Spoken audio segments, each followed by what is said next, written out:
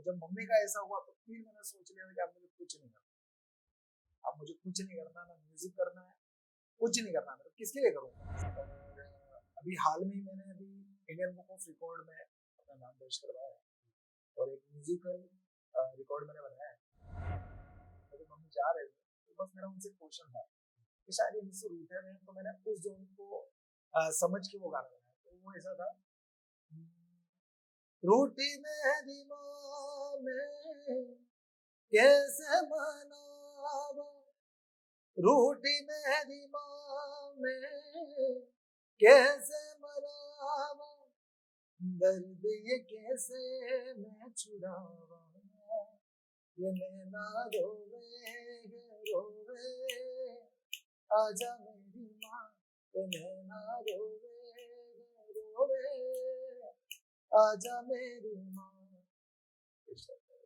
वो हमारे लिए काफी अचीवमेंट है कि एक भगवान राम के लिए हम वर्षों से वेट कर रहे थे और वो मंदिर बनना, और फिर मंदिर बनने पर वहां जाके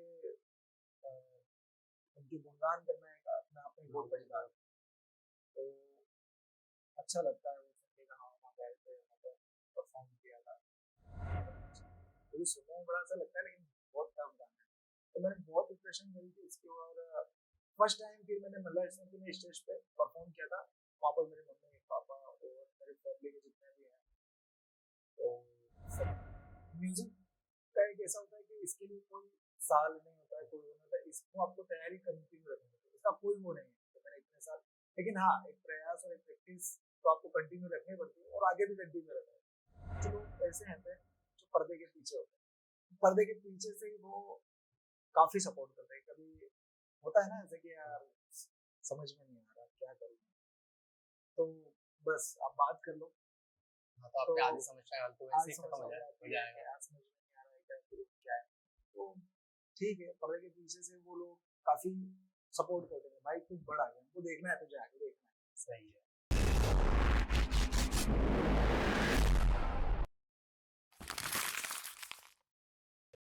स्वागत है आपका teamdiver.com में। मैं विजय राठौर। आज हमारे साथ नए मेहमान हैं जो कि इंडिया बुक ऑफ रिकॉर्ड में अपना नाम दर्ज करवाया है। एक म्यूजिक टीचर है, कंपोजर है, राइटर है, जिन्होंने इंडिया लेवल पर अपना नाम बहुत बढ़ाया है। तो आज हम उन्हीं से कुछ बातें करते हैं, जो कि जिनका नाम है मनीष देव। नमस्कार। मनीष भैया, कुछ अपने बारे में बताइए कुछ। सबसे पहले मैं बताना चाहूंगा कि मेरा नाम मनीष देव है और मैं देवास से ही 10 किलोमीटर की दूरी पर एक गांव है सिया, एक छोटा सा गांव है, मैं सिया गांव से। और अभी हाल में ही मैंने अभी इंडियन बुक ऑफ रिकॉर्ड में अपना नाम दर्ज करवाया है और एक म्यूजिकल रिकॉर्ड मैंने बनाया है। इस रिकॉर्ड में मैंने 17 मिनट 30 सेकेंड में 28 इंस्ट्रूमेंट प्ले किए। तो इंस्ट्रूमेंट का नाम बता सकते हो कुछ? कुछ इंस्ट्रूमेंट जैसे कीबोर्ड, गिटार, हारमोनियम, तबला, ढोलक और एक ही म्यूजिकल रिदम इंस्ट्रूमेंट्स। तो सारे एक साथ बजाए थे आपने कि बीच में ब्रेक ले लेके बजाए? रिकॉर्ड में आपको एक साथ ही प्ले करना होता है। तो जो रिकॉर्ड की गाइडलाइन होती है कि आपको टाइमर के साथ एक साथ रिकॉर्ड ही करना होता है। अच्छा, तो ये आपने कितने साल में तैयारी करी? म्यूजिक का एक ऐसा होता है कि इसके लिए कोई साल नहीं होता है, कोई वो नहीं होता है, इसको आपको तैयारी कंटिन्यू रखनी होती है, इसका कोई वो नहीं है तो मैंने इतने साल। लेकिन हाँ, एक प्रयास और एक प्रैक्टिस तो आपको कंटिन्यू रखनी पड़ती है और आगे भी कंटिन्यू रखना है। अभी जैसे मेरी म्यूजिकल जो जर्नी में बताना चाहूंगा कि बचपन से ही मैं म्यूजिक में हूँ। मेरा जो पूरा फैमिली बैकग्राउंड में म्यूजिक में है। मेरे पापा भी सिंगर हैं, भैया म्यूजिक टीचर हैं, सिस्टर्स वो भी सिंगिंग करते हैं। तो बचपन से ही मैं म्यूजिक। हाँ, तो आपको तो ज्यादा प्रॉब्लम ही नहीं है इसमें।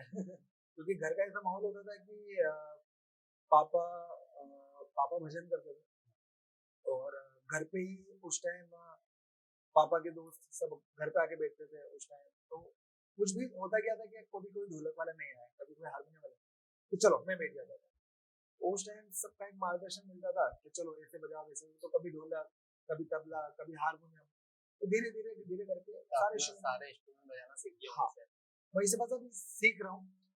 मतलब इसका मैं ऐसा नहीं बोलूँगा कि मैं उसको सीख चुका हूँ, उसको मतलब उसका बोलना तो हो नहीं पाएगा, सीखना कंटिन्यू है।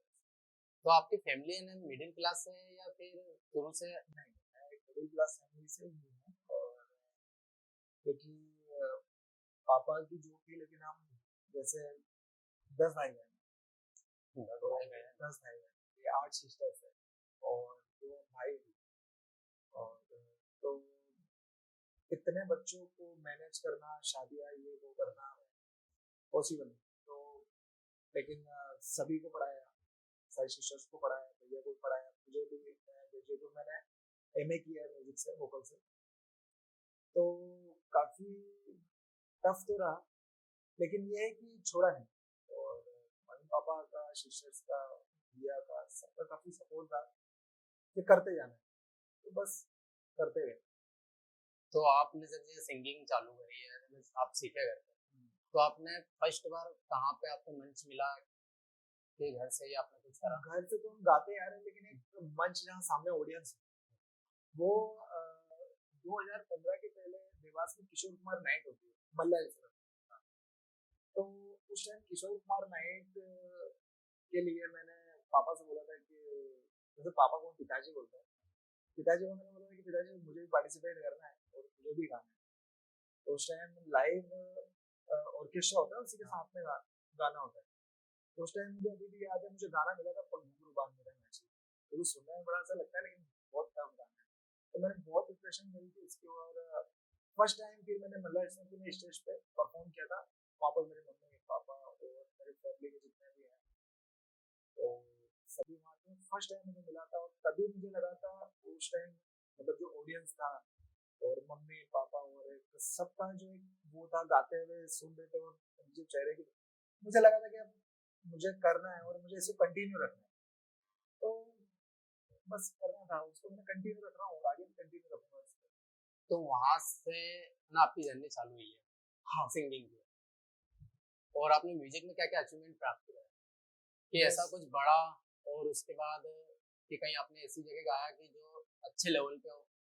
हाँ, मैं आपको बताना चाहूंगा कि अयोध्या के लिए मैंने एक गाना भी बनाया। 5 अगस्त को भूमि पूजन हुआ था, तो वहाँ के लिए हमने गाना बनाया था, रामधुन की, जो राम मंदिर पे था। जब राम मंदिर बना नहीं था, सिर्फ मैंने भूमि जब उसकी पूजन खबर हुआ आई था। थी मैंने सुना गाना हाँ, आपका। रामधुन की। हाँ। तो उसके बाद में हमने गाना वो वहाँ पर अयोध्या में भी पहुँचाया था। और उसके बाद में जब अयोध्या अभी मंदिर जब बना था, तो मैं, मेरी सिस्टर्स और हम सबको ही वहाँ से इन्विटेशन आया था। जब वहाँ पर एज ए आर्टिस्ट हमको बुलाया गया था, तो बहुत सारे आर्टिस्ट को अलग अलग पूरे देश से बुलाया गया था उस टाइम। तो उस टाइम हमको भी इन्विटेशन आया। तो जब अयोध्या मंदिर था, तो उस टाइम हम वहाँ पर भी परफॉर्म करने के लिए गए। तो वहाँ पे तो आपको इनविटेशन कहाँ से आया था? वो गवर्नमेंट की तरफ से, गवर्नमेंट यूपी गवर्नमेंट की तो तरफ वहाँ पे से। आपने कौन सा गाना गाया था? वहाँ पर भी हमने राम जी के ही गाने लिए थे, जितने भी राम जन्म से थे और राम मंदिर के थे, और कबीर को लेके, जो क्योंकि सिस्टर और हम साथ में ही थे। मेरी सिस्टर भी बहुत अच्छा गाते हैं और उन्हीं के साथ में मैं था। तो कुछ सिस्टर ने, कुछ मैंने, और कबीर को, और कबीर में भी जो राम जो गाना राम है, के जो सॉन्ग है सिर्फ राम। हाँ, तो वो इसलिए तो कितने दिन तक आपका शो वो चला एक था? ही दिन एक था, ही दिन? एक ही दिन था हमारा शो, क्योंकि वहाँ पर अलग अलग डे वाइज आर्टिस्ट थे। सब कैटेगरी में अलग अलग हाँ, आए होंगे। तो वो हमारे लिए काफी अचीवमेंट था कि एक भगवान राम के लिए हम वर्षों से वेट कर रहे थे, और वो मंदिर बनना, और फिर मंदिर बनने पर वहां जाके अ, उनकी गुणगान करना एक अपने आप में बहुत बड़ी बात है। तो अच्छा लगता है वो सुनने का। हाँ, वहाँ गए थे, वहाँ पर परफॉर्म किया था। तो आपने देवास शहर के लिए सिर्फ उनका सॉन्ग बनाया है? हाँ, देवास के लिए भी हमने अपना एक देवास मैंने गाना बनाया, क्योंकि देवास में ही छोटे से बड़े देवास में हुए हैं, और मैं यही पढ़ा हूँ उसी शुरू से। और यही सारी जिंदगी है, देवास में ही सारी चीजें, दिल से जुड़ा हुआ है और हमेशा रहेगा। तो देवास, अपना देवास करके ही मैंने एक गाना बनाया, तो देवास के ऊपर है सारी चीजें। तो आप है ना एक टीचर हो, तो आपने तो बहुत सारे स्टूडेंट को तैयार करा होगा। तो ऐसा कौन सा स्टूडेंट है जो अच्छे लेवल पे है या फिर सिर्फ स्कूल में ही? अच्छा, स्टूडेंट बहुत सारे हैं, तो होता ही है कि सभी छोटे बच्चे होते हैं, तो जहाँ भी मैंने अभी सिखाया तो सभी बच्चे ही हैं, जैसे थर्ड से लेकर 10 तक के बच्चे होते हैं, तो वो छोटे बच्चे होते हैं, वो कर रहे हैं, गा रहे हैं अच्छे। अभी मैं प्राइवेट स्कूल में हूँ और वहाँ पर भी बहुत अच्छा ग्रुप बनता है, 50 बच्चों का ग्रुप, ऑर्केस्ट्रा ग्रुप बनता है, सिंगिंग का ग्रुप बनता है, तो काफी सारे स्टूडेंट। वैसे आपके फेवरेट सिंगर होते होंगे ना? हाँ बिल्कुल बिल्कुल, क्यों नहीं होता। फेवरेट सिंगर में तो बहुत सारे हैं। म्यूजिक का तो ऐसा है कि जिससे जितना सीखने को मिले उससे आप कर लो, लेकिन फिर भी अगर फेवरेट में अगर मैं कुछ लेना चाहूँगा तो जैसे नसरत जी हैं, राज जी हैं, कैलाश जी हैं, तो मैं इनको सुनता हूँ और फॉलो भी करता हूँ। इनसे कुछ सीखते भी होंगे। हाँ बिल्कुल बिल्कुल, इनको तो बहुत कुछ सीखना होगा। आपने जो जो गाते हो तो इसमें बहुत सारी कैटेगरी रहती है। हाँ, तो इसमें आप क्या गाते हो और आपको क्या गाना पसंद है? वैसे सिंगिंग की कैटेगरी में बहुत सारी कैटेगरी होती है, क्लासिकल होती है, आपकी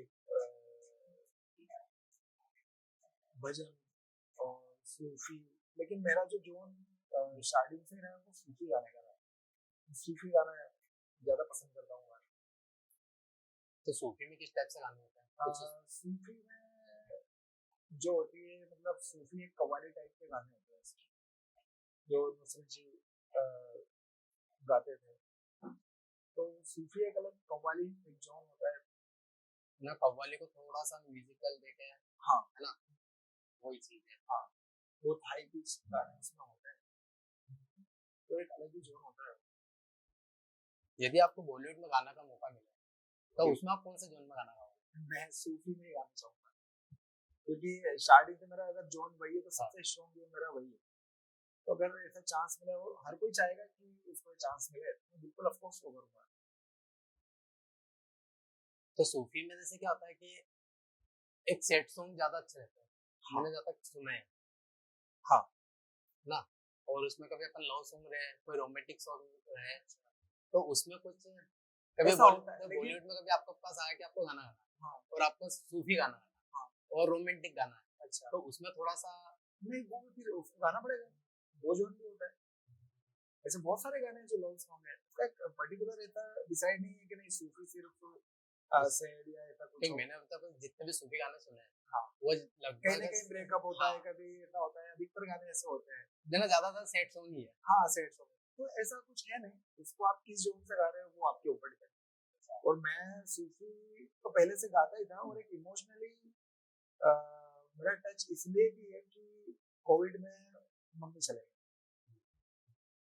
तो और मैं सबसे ज्यादा अगर अटैच था तो अपनी मम्मी से था, और मम्मी के जाने के बाद में म्यूजिक एक ऐसा है कि आपको अंदर से जोड़ता है, और कहीं ना कहीं अगर मुझे याद करना होगा तो मैं अपनी सिंगिंग अपने गाने से उनको याद करता रहता हूँ। इमोशनली टच मेरा उधर भी है, तो सूफी गाने तो बहुत सारे भी हैं, तो कहीं ना कहीं मुझे उनसे जोड़ते हैं, तो मेरा ज्यादा अटैच इधर भी है, इसलिए मैं उस टाइप के गाने को थोड़ा ज्यादा गाता हूँ। तो कुछ दो चार लाइन सुना पाओगे हमको भी सूफी में? हाँ बिल्कुल, मैं सुनाना चाहूंगा।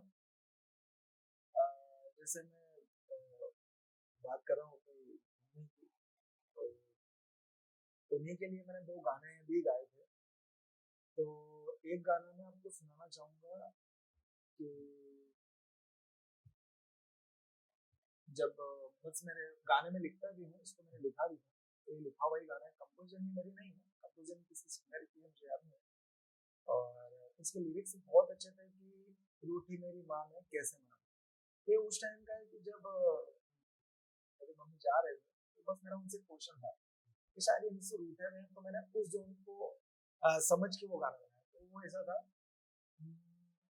रूठी मेरी माँ में कैसे मनावा, रूठी मेरी माँ में कैसे मनावा, दर्द ये कैसे मैं छुड़ावा, ये नैना रोवे रोवे, आजा मेरी माँ, ये नैना रोवे रोवे, आजा मेरी माँ।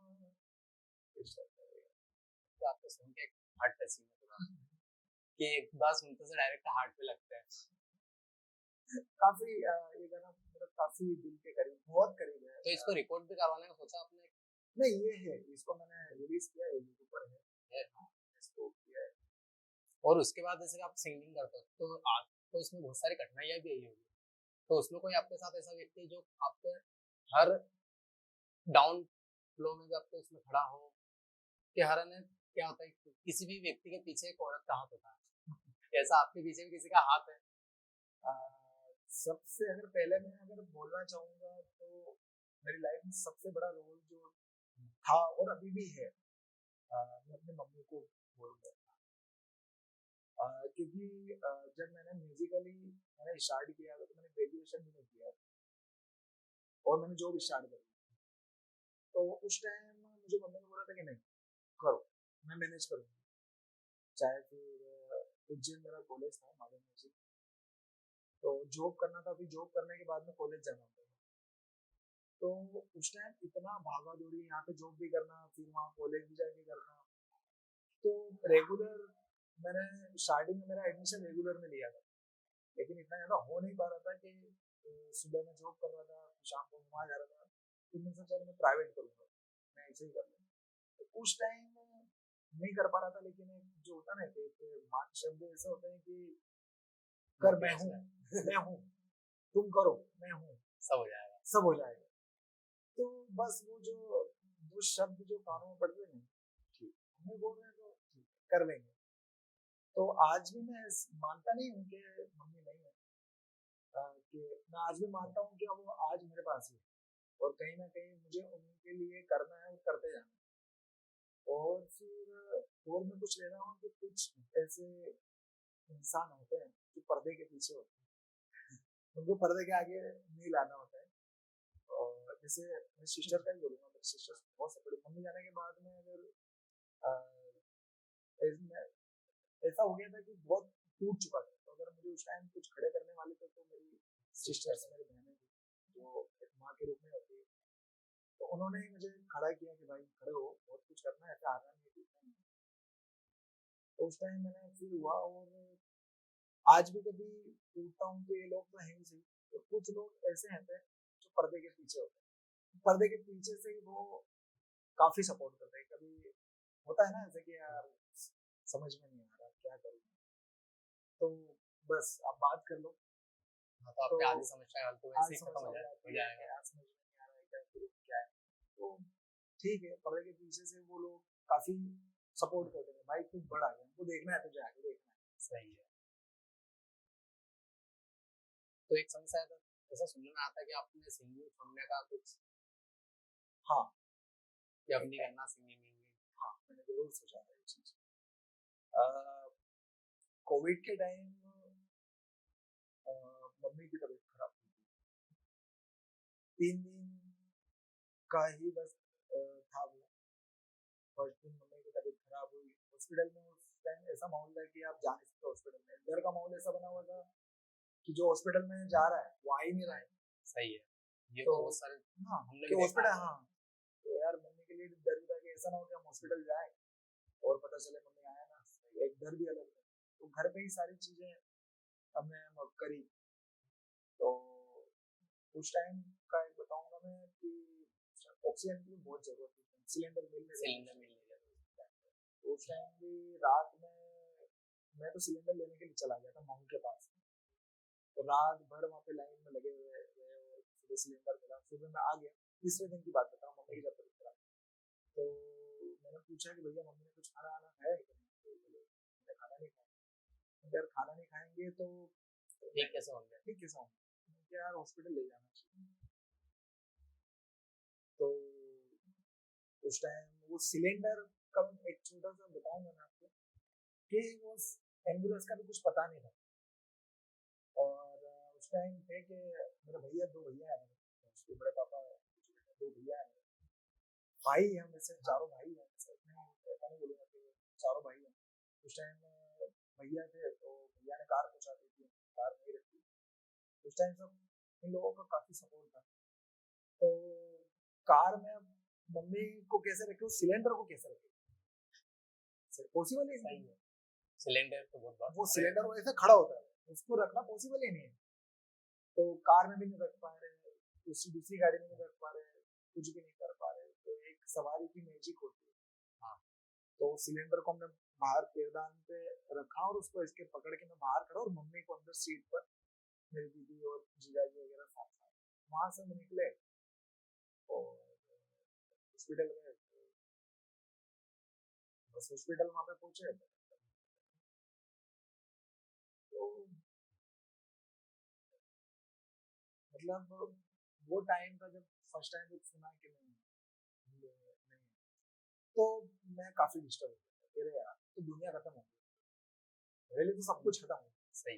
एक होता है ना, एक सपना होता है, हर एक बेटे का सपना होता है यार, मम्मी को ऐसा करूंगा, मैं वैसा करूंगा, मम्मी के लिए ऐसा करूंगा। मेरा भी ऐसा है, मैं मम्मी के लिए ऐसा करूंगा वैसे। जबकि 3 दिन पहले हमारी बात हुई थी कि मम्मी मैं इंदौर शिफ्ट हो जाऊंगा, तो मम्मी ने बोला था मैं भी शिफ्ट हो जाऊंगा, मैं चलूंगी साथ में चलूंगी। तो मेरा प्लान था कि घर लूंगा, मम्मी रहेंगे, और बहुत सारी, इतनी बड़ी फैमिली होने के बाद तो बहुत सारी चीजें उन्होंने देखी। तो सोचा था कि नहीं, उन्होंने बहुत सारी चीजें देख ली, इनको मैं अच्छे से रखूंगा, ये करूंगा सारी चीजें। तो मौका ही नहीं मिला। और जब मम्मी का ऐसा हुआ तो फिर मैंने सोच लिया कि अब मुझे कुछ नहीं करना, अब मुझे कुछ नहीं करना, ना म्यूजिक करना है, कुछ नहीं करना, मैं किसके लिए करूंगा। सही। तो उस टाइम मैंने जरूर सोचा था कि अब मुझे कुछ नहीं करना, लेकिन फिर थोड़ा एक टाइम होता है, उसके बाद में समझ में आता है कि नहीं, वो है, उनके लिए करना है। तो आज भी मेरा म्यूजिक का ऐसा है कि मुझसे ज्यादा मुझे मम्मी के लिए करना। और मेरा सपना भी है कि म्यूजिक में मतलब इतना करना है कि हाँ, मैं मम्मी को कभी बोल पाऊँ कि देखो मम्मी, मैंने इतना किया। अभी क्योंकि ये तो कोशिश है, मेरी रिकॉर्ड भी बनाया है, परफॉर्म भी किया है, म्यूजिक टीचर भी हूँ, ठीक है। तो मेरी कोशिश है और मैं अभी मुझे करते जाना है, इतना करना है, इतना करना है, करते जाना। और एक दिन मैं बोल सकूँ अपने मम्मी को कि हाँ देखो, मैंने ये भी किया और ये मैंने कर दिया। तो बीच में उस टाइम ऐसा मैंने डिसाइड करा था कि नहीं, मैं छोड़ दूंगा, लेकिन मैं वापस से अपन और होने के लिए। और मेरा एक ये है कि मुझे अपने मम्मी का मंदिर भी बनाना। हाँ, जब मैं मम्मी का मंदिर बनाना तो कुछ चीजें सोच रखी है और बहुत अटेंशन होता है सर। और उस टाइम ऐसा सोचा था कि छोड़ दूंगा, ये कर दूंगा, थोड़ा डिस्टर्ब हो गया था। लेकिन हाँ, अब ऐसा है कि नहीं, करना है, मुझे भी करना है और बिल्कुल करना है। तो आपने इसमें ड्रीम में देखे होंगे कि आपको कहाँ तक जाना है इसमें? हाँ, बस ड्रीम का तो क्या है, ड्रीम का कोई एक वो नहीं है कि चलो इतना कर लिया। म्यूजिकल का तो इतना है कि आप इसमें करते जाओ, इसका कोई अंत ही नहीं है, इसका कोई अंत नहीं है। क्योंकि अगर मैं गा रहा हूँ आज, मुझसे भी अगर मैं यहाँ गा रहा हूँ तो कोई गाने वाले यहाँ होंगे, कोई यहाँ गाने वाले होंगे, बहुत, इसका कोई भी, सबका अलग अलग है। तो इसका वो नहीं है कि चलो मैंने वो अचीव कर लिया तो इसके बाद अब कुछ नहीं, उसके बाद भी बहुत सारी, बस एक करते जाना है मुझे। और एक बस ये कि नाम करते जाना है, पहचानने लगे कि चलो ठीक है। जैसे कि अभी कोई बहुत सारे भी युवा हैं जो सिंगिंग सीख रहे हैं, हाँ, इस फील्ड में जाना चाहते हैं, तब उनको ऐसा क्या संदेश दोगे जिससे वो आगे बढ़े?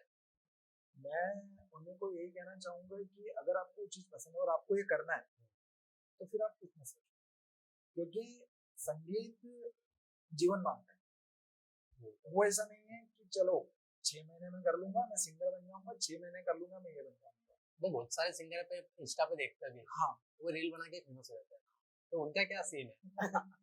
उनका ये रहता है, कभी कभी किस्मत नहीं रहती, क्योंकि आज एक रील बनाते हैं, फेमस हो जाते हैं, और वो बॉलीवुड में गाना गाने लग जाते हैं। और बहुत सारे जो सालों से कंटिन्यू प्रैक्टिस कर रहे हैं, क्लासिकल गा रहे हैं, बहुत गा रहे हैं, वो आज उनको कोई पहचान नहीं रहा है, ये भी है वही। तो कभी कभी क्या होता है कि वो हम सब पर डिपेंड करते हैं कि जैसे आप क्या सुनना पसंद करते हैं। सही है, 2 मिनट के लिए मैं क्लासिकल गा रहा हूँ, अब मैं कोई क्लासिकल राग गा रहा हूँ, क्लासिकल गा रहा हूँ, आपको नहीं समझ में आ रहा, इतने में कोई कवर सॉन्ग गा रहा है 30 सेकंड में, आपको पसंद आ रहा है।